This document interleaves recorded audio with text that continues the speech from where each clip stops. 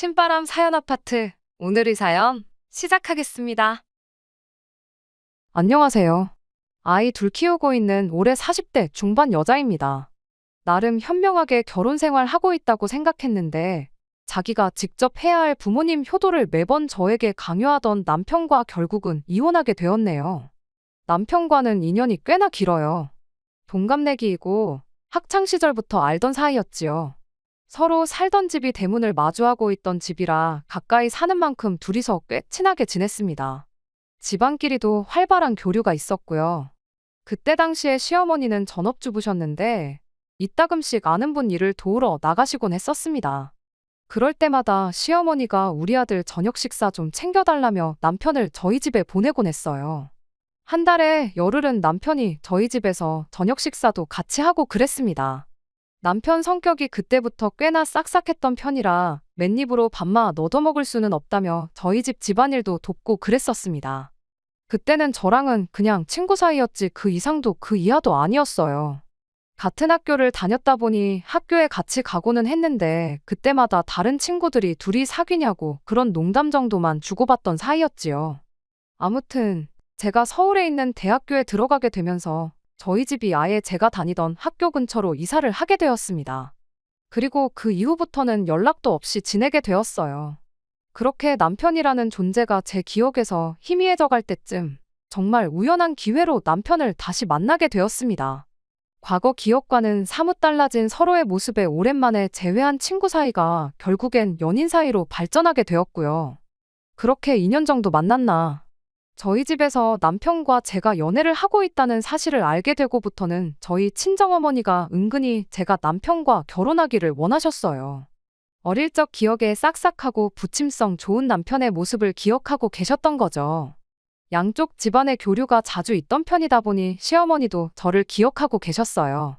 어렸을 때 가까이 살던 것부터 이렇게 재회하게 된 게 하늘이 점지해준 인연이라며 결혼을 환영하셨죠.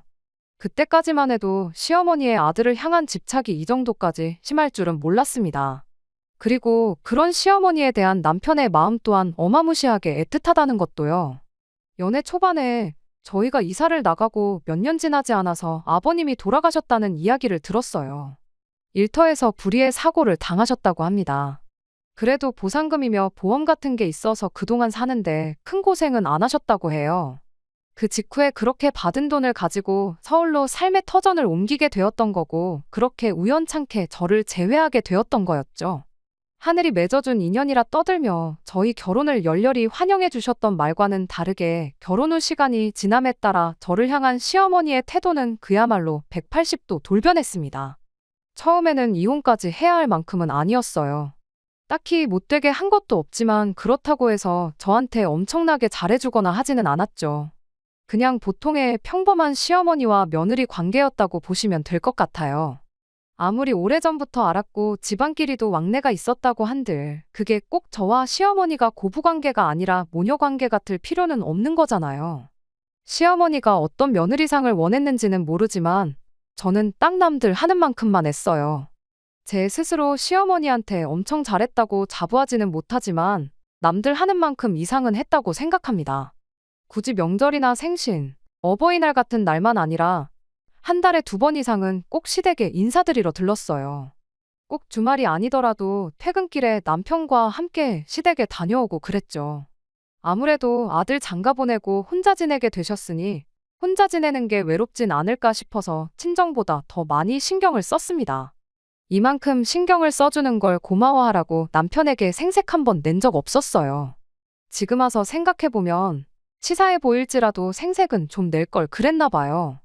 그랬다면 제가 이만큼 시어머니를 신경 쓰고 있었다는 걸 당연하게 여기는 게 아니라 눈꽃만치라도 고마워하거나 했을 수도 있었을 텐데 말입니다.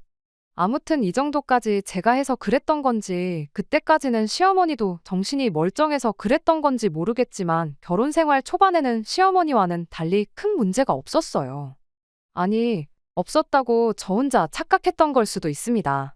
매번 남편과 시댁에 그렇게 방문을 했을 때면 시어머니는 항상 아들인 남편 걱정만 그렇게 해대셨거든요. 그냥 해주는 걱정이면 안부인사 정도로 받아들이겠는데 시어머니는 늘 저를 앞에다 두고 남편한테 살이 좀 빠진 것 같다느니 끼니는 제대로 챙겨 먹고 다니고 있냐느니 하면서 질문을 하셨어요. 그때는 왜 그걸 저한테 내 아들 굶기지 말고 밥 좀 잘 챙겨주라고 눈치를 주는 거라는 생각을 못 했는지. 뭐, 그때 알았다고 한들 시어머니가 남편 밥 잘 좀 챙겨주라고 했다 해서 이혼까지 하지는 않았을 테지만요. 아무튼 시어머니가 조금씩 돌변하기 시작한 건 우리 쌍둥이 아이가 생기면서부터였습니다. 저희가 그때 당시에는 차가 없었거든요. 저희 집에서 시댁까지 대중교통으로는 40분 정도 거리였는데 부름배 이끌고 지하철 타고 가기에는 무리가 있었어요.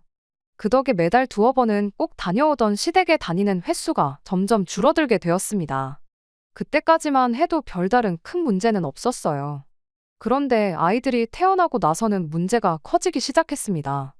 출산 후에 일단 어떻게 될지 모르니 육아휴직을 신청했었어요. 지금도 육아휴직 쓰는 게 엄청 눈치 보인다고들 하는데 그때 당시에는 더더욱 눈치가 보였습니다. 제가 다니던 회사가 규모도 그렇게 큰 회사가 아니었다 보니 더더욱이 그랬어요. 하지만 운이 좋게도 회사 사장님이 그런 데에 있어서는 참 오픈마인드셨어요. 그렇게 1년의 시간을 벌 수 있었습니다. 정말 다행이라 생각했지요. 그렇게 출산 후 조리원을 다녀와서 본격적인 육아를 시작하게 되었습니다. 제가 뭐 엄마 경력이 있던 것도 아니고 아이를 몇 명이고 낳아본 적이 있던 것도 아니었고 아이를 키워본 적이 있던 것도 아닌데다가 마침 또 저희 아이들이 쌍둥이였던지라 처음에는 정말 어떻게 해야 할지 막막했어요. 그때 친정어머니께서 직접 저희 집까지 찾아오시면서 육아를 도와주셨습니다. 거의 매일같이 찾아오셔서 종일 저를 도와주시고 남편 퇴근할 때 맞춰서 집으로 돌아가시고 하셨어요. 약속이 있으신 날이면 볼일 다 보시고 나서 저희 집에 찾아와서 도와주셨고요. 늘 남편 집에 올 시간 맞춰서 돌아가셨는데 볼일 때문에 조금 늦게 도착한 그런 날이면 남편 퇴근하고도 한 30분에서 1시간 정도 더 계시다 가셨습니다. 뭐라도 하다 더 도와주고 싶으신 그런 마음 때문에 그러셨던 거예요. 저 대신 아이를 봐주시기도 하셨고 아니면 저 대신 다른 집안일을 도와주시거나 하는 식이셨습니다. 그런데 언젠가부터 어머니가 그렇게 저희 집에 와 계시는 걸 가지고 남편이 조금 불편하다는 내색을 하기 시작했어요. 힘들게 일하고 퇴근해서 집에 왔는데 장모님 계시면 쉬는 게 눈치가 보인다고요. 어릴 적에는 저희 집에 저녁 식사 얻어먹으러 와서 집안일도 도와드리고 그렇게 싹싹하게 굴어놓고는 지금도 신세 지는 건 매한가지인데 왜 저러나 싶었죠. 10년이나 더 지난 이야기였으니 성격이 충분히 바뀔 수 있는 법이라고 이해하려 했지만 아쉬운 건 어쩔 수 없었어요. 친정어머니가 뭐 엄청난 거 바라고 오시는 것도 아니었고 막말로 제가 남이 자식들 어디서 데려와 키우는 것도 아니고 우리 자식 키우는 건데 말이죠. 괜히 친정어머니가 눈치 보실까봐 남편이 그런 말 꺼냈다는 건 일부러 전하지 않았어요. 그렇다고 해서 당장 남편이 퇴근해서 아이 키우는 걸 도와주는 것도 아니었고 집안일을 도와주는 것도 아니었거든요. 그렇게 한 몇 달 정도 지난 어느 날이었습니다. 여전히 친정어머니가 볼 일이 있으셨던 날에는 남편 퇴근 시간과 맞물려서 저희 집에 잠깐 계시다 가셨죠. 그런데 하루는 남편이 그러더라고요. 그렇게 장모님만 챙기지 말고 우리 어머니도 좀 신경 써달라고요. 당연하겠지만 정말이지 어이가 없었습니다. 친정어머니가 저희 집에 뭐 놀러 오시는 것도 아니고 육아며 집안일이며 잔뜩 도와주시고 고생이란 고생은 다 하고 가시는데 그걸 두고 제가 친정어머니만 챙긴다고 말하는 게 웃기지도 않더라고요. 제가 대번에 날카로워져서 시어머니도 신경 써달라는 게 무슨 말이냐고 물어봤어요. 그랬더니 우리 어머니 집에서 혼자 지내시는데 얼마나 외로우시겠냐고 요즘 제대로 찾아뵌 적도 없는데 좀 신경 좀 써주면 좋겠어서 꺼낸 말이다 하더라고요. 그냥 듣고 넘기긴 그래서 남편한테 곧바로 한마디 했어요. 친정어머니가 여기 오셔서 뭐 놀다가 가시는 줄 아느냐고 참 어이없다고요. 당신 퇴근하고 와서 우리 엄마가 계신다고 해서 뭐 집안일을 도와주는 척이라도 하는 것도 아니지 않냐고. 집에 와서 씻고 나와 나나 우리 엄마가 차려준 밥 먹고 나서 소파에 앉아서 TV 보는 게 전부이지 않느냐. 가만히 있어도 알아서 해주는 사람이 둘이나 되는데 불편하기는 뭐가 불편하다는 거냐고 그렇게 따져 물었죠. 안 그래도 친정어머니가 땡전 한 푼 안 받고 안 하셔도 되는 고생을 사서 하시는 모습 보면 자식된 마음으로 죄송스러운 마음뿐이었는데 잘 됐다고 이참에 시어머니한테 혼자 계시는 게 외롭고 쓸쓸하면 우리 집으로 오시라고 하라 했어요. 와서 친정어머니가 하시듯이 집안일도 도와주고 아이 돌보는 것도 도와주시고 그러면 되는 거 아니겠냐고, 그러면 공평한 거 아니냐고요. 그랬더니 남편이 뭐가 그렇게 고가운지 아무 말도 안 하고 어금니만 꽉 깨물고 가만히 있더라고요. 그래서 한마디 더 했습니다. 그리고 그렇게 어머니 걱정돼서 챙기고 싶으면 당신이 시댁 가서 직접 챙기면 되지. 왜 나한테 그러냐고 했어요. 퇴근길에 시댁 들러서 시어머니하고 시간 보내다 오라고. 그럼 당신은 시어머니 챙겨서 좋고 나는 친정어머니가 단 1분이라도 이 집에 더 계시면서 애 봐주는 거 도와주시고 하면 더 편해서 좋은 거 아니겠냐고요. 말씀드렸다시피 쌍둥이 태어나고 나서는 물론이고 아이들 때문에 배불렀을 때부터 자주 왕래하던 시댁의 발길을 끄는 건 사실입니다. 하지만 상황이 여의치 않아서 그랬던 거고, 그때도 남편은 죽어도 혼자서 지발로 시댁에 다녀오는 법이 없었거든요. 차라리 그간 혼자라도 계속 다녔으면 제가 미안해라도 했을 텐데 참 어이가 없었습니다. 아무튼 남편이 저와 그렇게 다투고 나서 어깃장을 부리는 건지 결국엔 혼자 엄마 챙기고 오겠다며 퇴근길에 시댁으로 가더라고요. 그런데 남편 혼자 시댁에 다녀온 일로 시어머니가 아주 노발대발 난리가 났습니다. 그날 남편이 시댁에 도착하자마자 저한테 전화를 해서는 어디 며느리가 남편만 혼자 시댁을 보낼 생각을 하냐며 저한테 호통을 치셨죠. 이딴 식으로 며느리 노릇 할 생각이면 아예 앞으로 나보고 살 생각은 하지 말라는 둥. 정말 거치는 것 하나 없이 아무 말이나 쏟아부으셨어요. 그때는 저도 참 할 말이 많았지만 그래도 시어머니와 며느리 관계니 아무 말 않고 시어머니 하는 말을 듣고만 있었습니다. 잘못한 게 하나도 없는데 죄송하다는 말까지 했지요. 괜히 이 이야기를 신세한탄하듯 친정어머니께 꺼냈다가 또 저만 손해를 보게 되었어요. 일단 친정어머니 또한 당신이 여기 놀러 오는 것도 아닌데 황당하다는 반응이셨지만 그래도 최대한 중립적으로 상황을 받아들이셨어요. 시어머니가 저러는 게 조금은 이해가 되기는 한다고요. 아예 시댁과 연 끊고 지내던 것도 아니었고 자주 왕래도 있지 않았느냐. 충분히 서운해 하실 수 있다고요. 그리고 아들 장가 보내서 사이좋게 잘 지내는 줄 알았는데 부부싸움하고 혼자 시댁에 가는 모습 보면 마치 제가 남편을 집에서 쫓아낸 것처럼 오해하실 수도 있는 노릇이라고요. 그리고 남편이 퇴근하고 나서 당신이 집에 계시는 걸 불편해할 줄은 몰랐다고, 그 부분은 미처 신경 쓰지 못하셨다며 앞으로는 조금 신경을 쓰셔야겠다 하셨죠. 그렇게 그 뒤로 친정어머니는 집에 자주 안 오시게 되었어요. 꼭 제가 도움이 필요한 날에 미리 전화를 주지 않는 한 먼저 찾아오시는 일이 없었죠. 그리고 시댁에 방문하는 날에 제가 미리 연락을 드리면 주말이 되었든 평일이 되었든 시간 맞춰 오셔서 저 대신 아이들을 봐주시고는 했어요. 결과적으론 저만 힘들어졌죠. 친정어머니가 안 오신다고 남편이 육아를 도와주거나 한 건 아니었으니까요. 일단은 제가 전업주부고 남편 외벌이로 생활을 하던 상황이었는데 남편이 혼자서 돈을 벌어오는 만큼 육아를 안 도와주는 걸 가지고 서운하기는 했을지언정 문제를 삼거나 할 생각은 없었습니다. 그리고 친정어머니가 더 모소시게 된 것 또한 언제까지 엄마가 자기 자식들 키우는 걸 쌍둥이라는 핑계로 계속 친정어머니를 집으로 불러내 고생시킬 수도 없는 노릇이기도 했고, 그간 친정어머니 도움받으면서 육아와 집안일을 병행하는 게 손에 익기도 했다 보니 시간이 지남에 따라 그건 익숙해져 갔어요. 그렇게 출산 전에 하던 것처럼 시댁에는 달에 2-3번씩 방문하게 되었는데 시어머니는 좀처럼 토라진 그 마음을 풀지를 않았습니다. 시댁 갔을 때 시어머니 입에서 좋은 이야기를 들어본 게 손에 꼽을 정도였어요. 쌍둥이 출산하고 나서 제가 살이 많이 붓기는 했습니다. 그런데 그건 남편도 마찬가지였어요. 제가 원래 조금 마른 체형이었고 남편은 덩치가 좋은 편이어서 남편은 그대로인데 저 혼자만 살이 붙은 것처럼 보였을 수도 있다고는 생각합니다만 시어머니는 그런 저를 보고 매번 꼬투리를 잡아댔습니다. 좋은 거 혼자만 먹고 다니지 말고 네 남편도 좀 나눠주라면서 그렇게 시비를 거셨어요. 우리 아들은 피죽도 못 얻어먹은 사람 마냥 하루가 다르게 말라 비틀어져 가는데 너는 어떻게 볼 때마다 살이 더 찐 것 같냐고. 대놓고 저 기분 나쁠 말들만 골라서 서슴지 않고 하시곤 했습니다. 처음에는 시어머니가 얼마나 저한테 삐졌으면 뒤끝을 저렇게 부리나 싶었죠. 그냥 그동안 쌓인 거 분풀이 하는 거라 생각해서 그렇다 할 대응도 하지 않았어요. 시간이 지나면 저러는 것도 줄어들겠지 싶었는데 애석하게도 1년이고 2년이고 시간이 지난다고 해서 심해지면 심해졌지 나아지는 거 하나는 없더군요.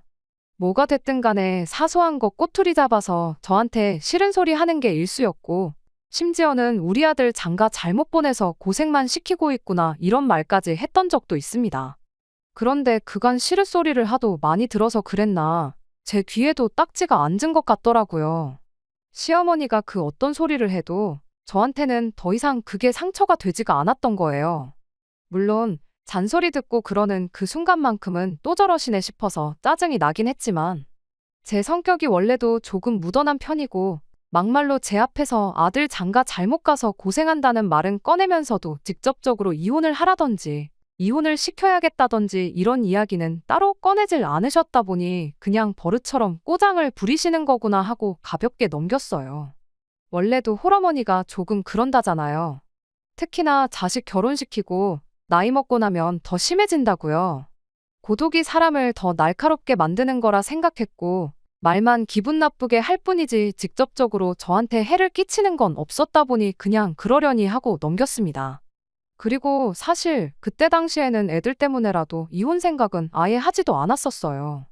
육아휴직 끝날 때쯤 되어서 친정어머니께서 아이를 당신이 봐줄 테니 저보고 복직을 하라고 하셨지만 막상 친정어머니가 아이를 봐주시게 된다고 해서 저희 집안 형편에 어머니한테 돈 얼마 드릴 만큼 여유로운 상황도 아니었고 게다가 한 명도 아니고 두 명인데 그런 고생과 부담을 지어드리는 거야말로 못할 짓이라 생각해서 복직을 포기하고 전업주부의 삶을 살면서 아이들을 키우기로 정했던 거예요. 그렇다 보니까 솔직히 시어머니가 기분 나쁜 소리 몇 마디 한다고 해서 이혼까지 할 엄두가 안 났다고 해야 할까요? 어차피 시어머니 저러던 게 하루 이틀일도 아니고 저도 그만큼 저런 게 익숙해졌다 보니 어느샌가 한 귀로 듣고 한 귀로 흘릴 만큼 나름대로의 노하우가 생겼기도 하고요. 아무튼 그렇게 재작년까지 혼자 힘으로 아이들 키우다가 언제부턴가 내가 계속 전업주부로 지내야 할 이유가 있나 하는 생각을 갖게 되었어요. 애들도 클 만큼 커서 학교 끝나면 바로 학원을 나가고 그랬다 보니 제가 집에서 밥하고 빨래하고 그러는 것보다야 저금도 모자란데 애들 대학 들어갈 때 대비해서 학비라도 좀 벌어놓는 게 좋겠다 싶어 그때부터 일을 다시 시작했어요. 아이들 태어나기 전에 다니던 회사랑 비교해보면 그때 다니던 회사도 규모가 작은 회사였지만 지금 다니고 있는 회사는 그때 다니던 곳보다도 더 작은 회사였습니다. 그래도 이렇게 일을 하면서 경력을 쌓을 수 있다는 사실만으로도 감지덕지였지요. 아무튼 제가 다시 일을 시작했다고 해서 시댁의 발길을 끊거나 한 건 아니었어요.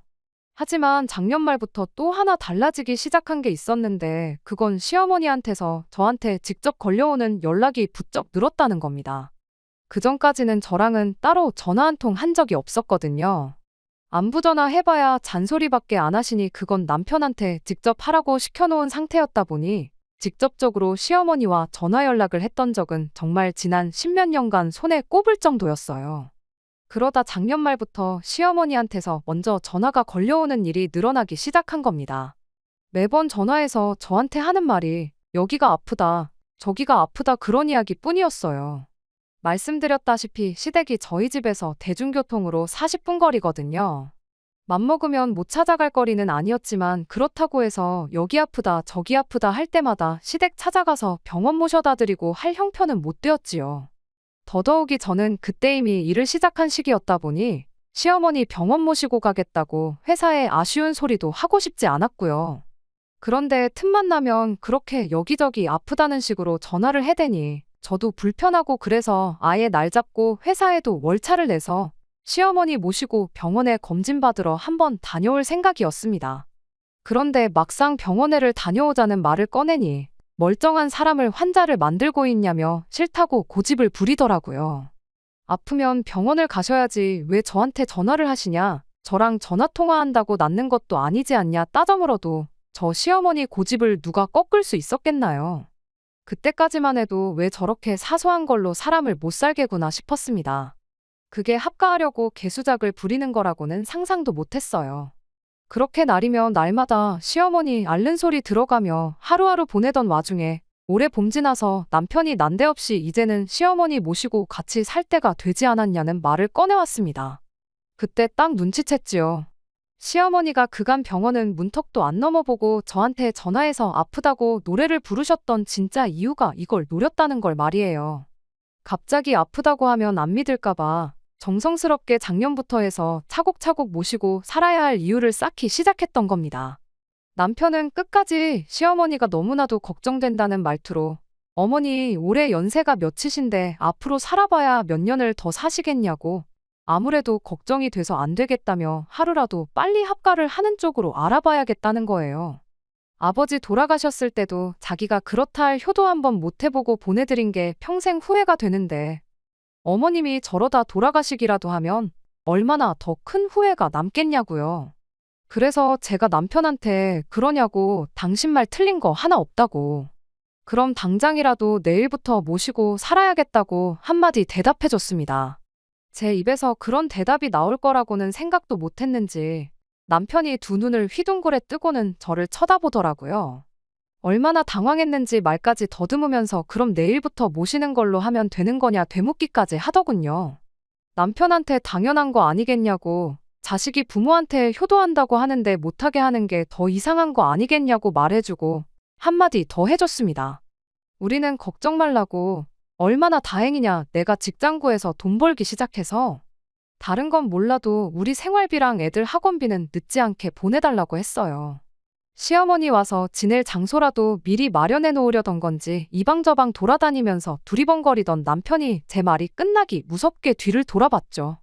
방금까지는 어안이벙벙하긴 하지만 어쨌든 시어머니 모시고 살자는 제 말에 기뻐 보이던 남편 표정이 생활비 늦지 않게 보내라는 말은 무슨 소린가 하는 표정으로 바뀌어서 저를 쳐다보고 있었어요. 아니나 다를까 생활비랑 학원비는 무슨 말이냐고 저한테 물어보더라고요. 그래서 남편에게 당신은 내일부터 어머님 모시고 살게 될 거 아니냐고. 그렇다고 해서 우리가 밥 굶고 애들 학원도 못 다니게 할 수도 없는 노릇 아니겠냐고 했죠.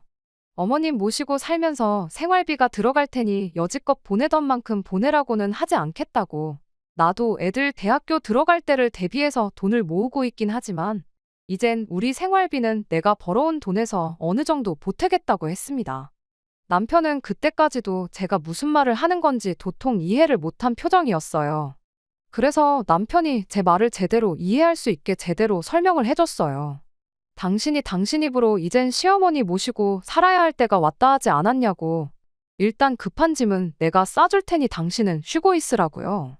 내일부터 당장 혼자서 어머님 모시고 살려면 체력이 필요할 텐데 짐 싸는 걸로 힘까지 뺄 필요나 있겠냐고 걱정 말고 쉬고 있으라 했습니다.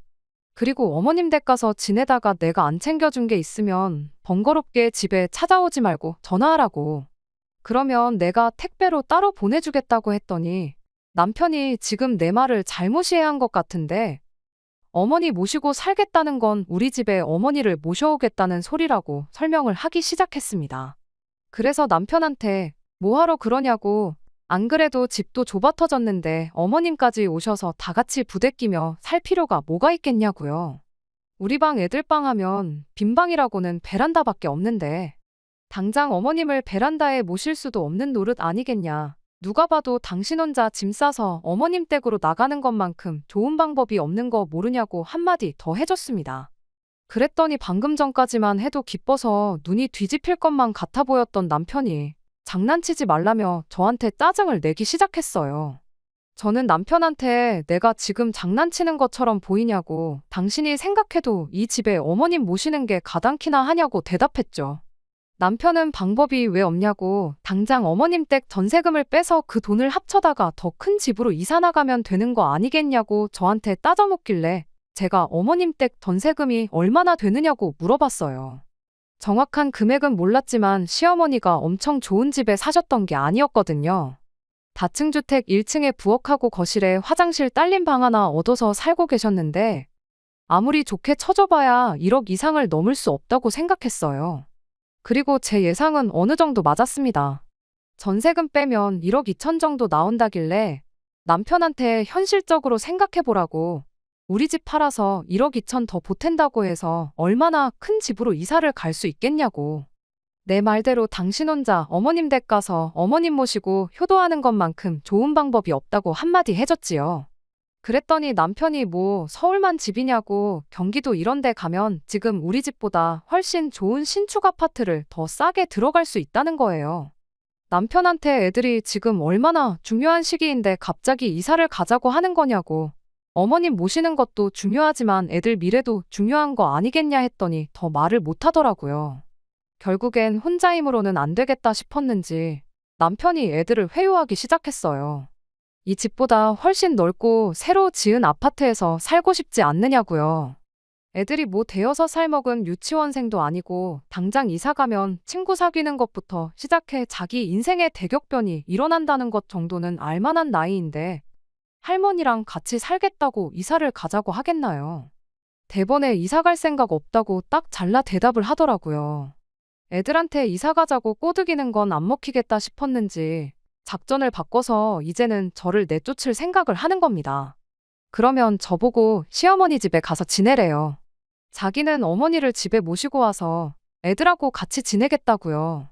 결혼할 때야 가지고 있던 돈으로 조금씩 같이 보태긴 했지만 제가 아이들 태어나고부터 남편 혼자 외벌이 하면서 남은 대출금을 다 갚았으니 이 집의 소유권이 자기한테 있으니 저보고 나가라는 더럽고 치사한 수작이었죠. 하지만 그건 사실이었다 보니 솔직히 남편이 그렇게 나오면 제가 어떻게 할 방법이 없던 것 또한 사실이었는데 애들이 저를 도와줬어요.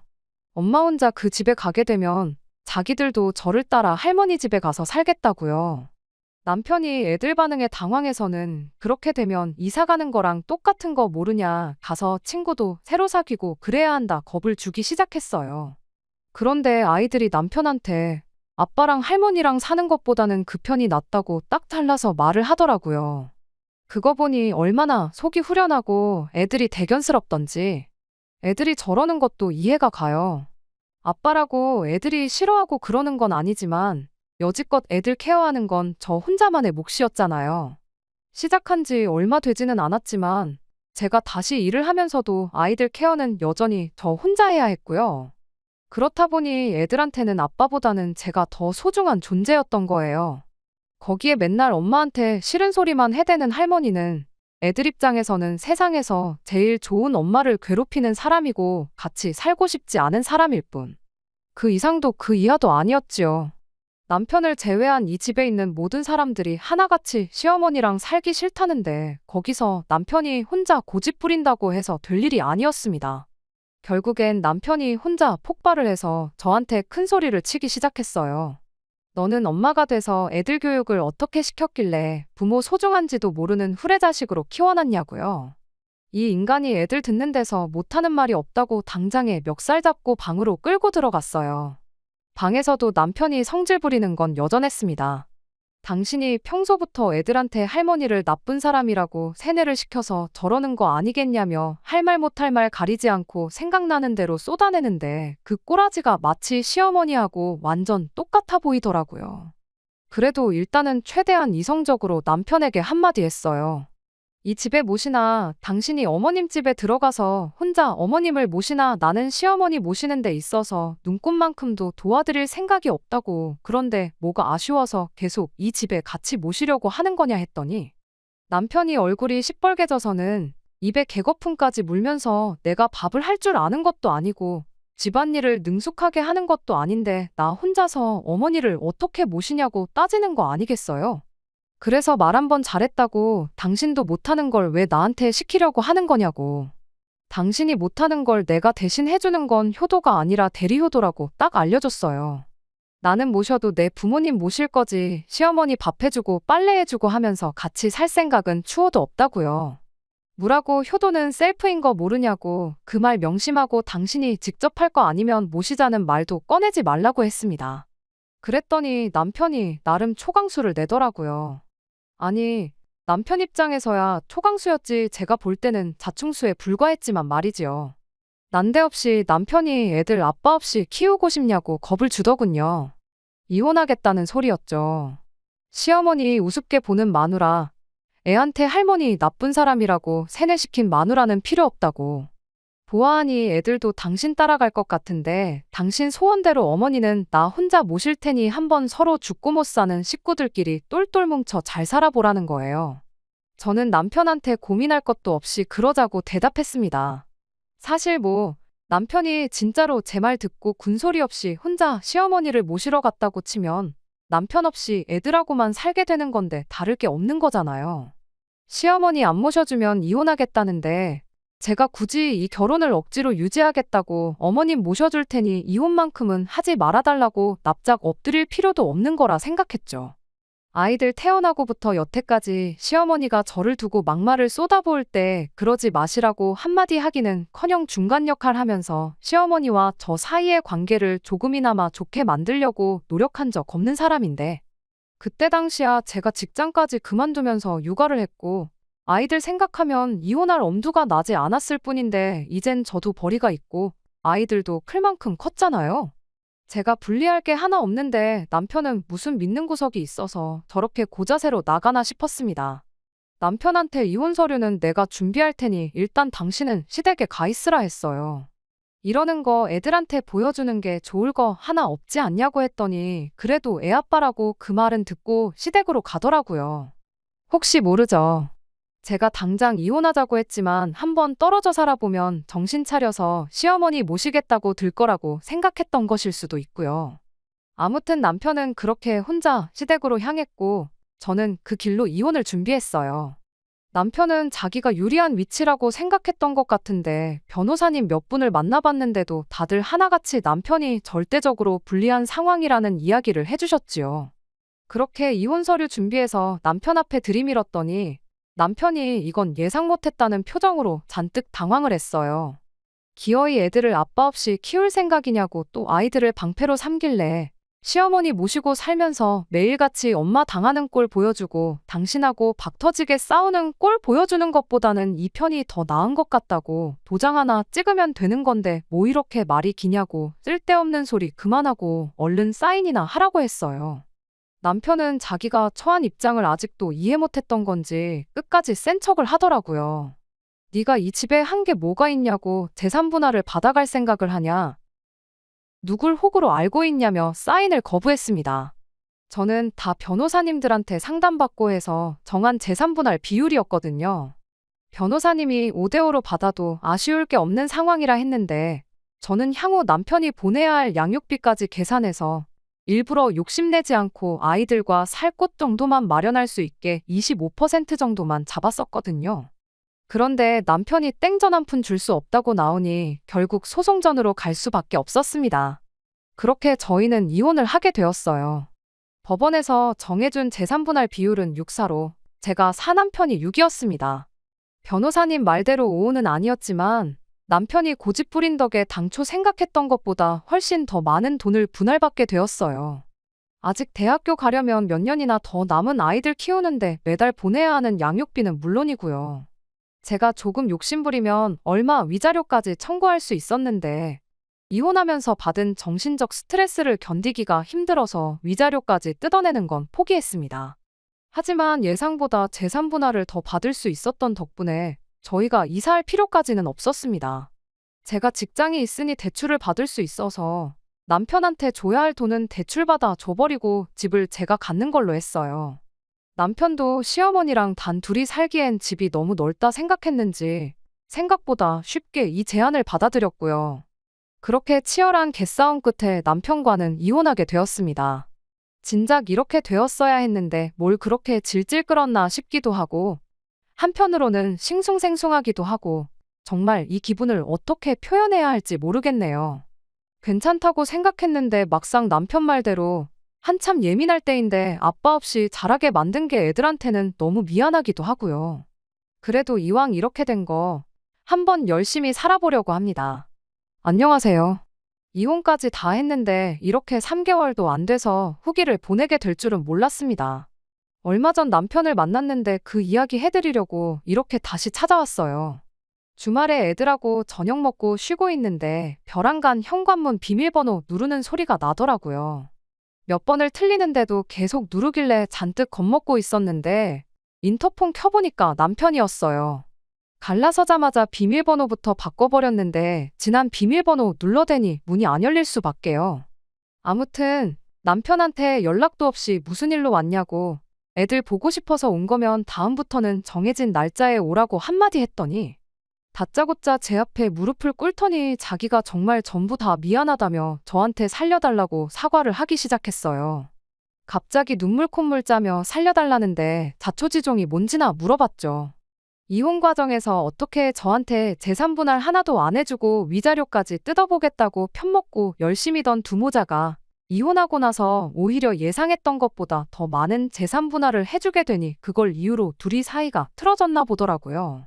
시어머니 입장에서는 아들 집에 합가해서 며느리 효도받으며 살 계획이었는데 난데없이 개털이 된 아들이 당신 집에 들어와서 다시 살게 되고 그것도 모자라 밥까지 해서 먹여야 되고 옷까지 빨아다가 다려입혀서 출근까지 시켜야 하니 답이 안 나왔던 겁니다.